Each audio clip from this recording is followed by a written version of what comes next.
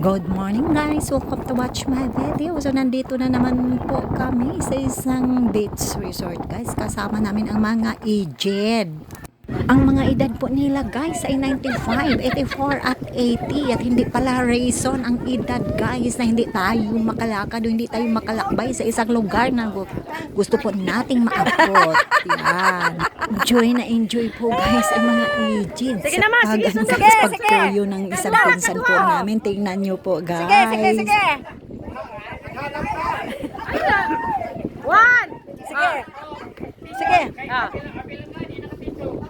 Oh.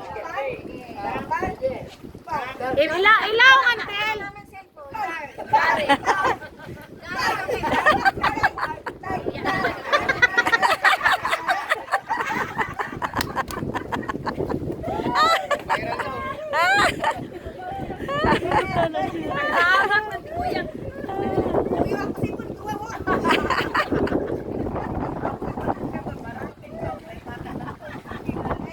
One million views.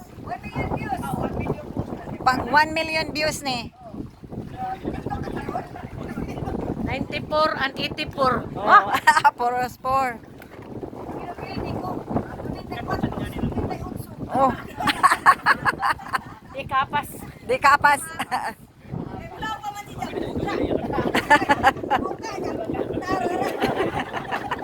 Alcansi ikaw, dahil ida koryo.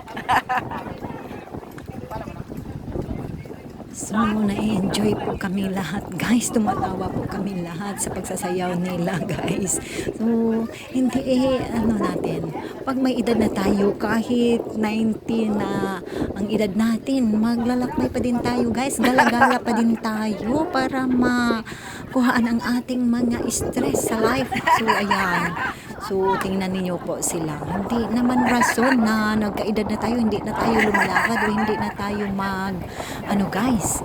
sumama sa mga family po natin na mag-outing. Okay, guys. So, gayahin po natin sila, guys. Mag-enjoy ng life. So, ating makikita, guys, na ang mga matatanda na may edad na 95, 84 at 80 gumagala pa. So sila po ang ating guys, larawan o ma-picture out po natin guys, hindi basihan natin ang edad na hindi na tayo gumagala. Kahit may mga edad na tayo o magkaedad na tayo, gala pa din para ma-enjoy natin ang ating life.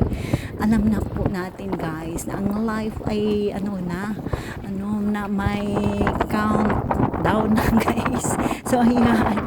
So gamitin po natin yon sa mga maka-enjoy po na mga bagay. So lalakbay po tayo sa mga beaches or anong lugar na gusto po natin abutin. So ayan guys, kaming dalawa ni Habibi, gusto po namin palaging gumagala guys. Galagala po kami para sa life po namin na mai-enjoy. Kasi may mga edad na din tayo.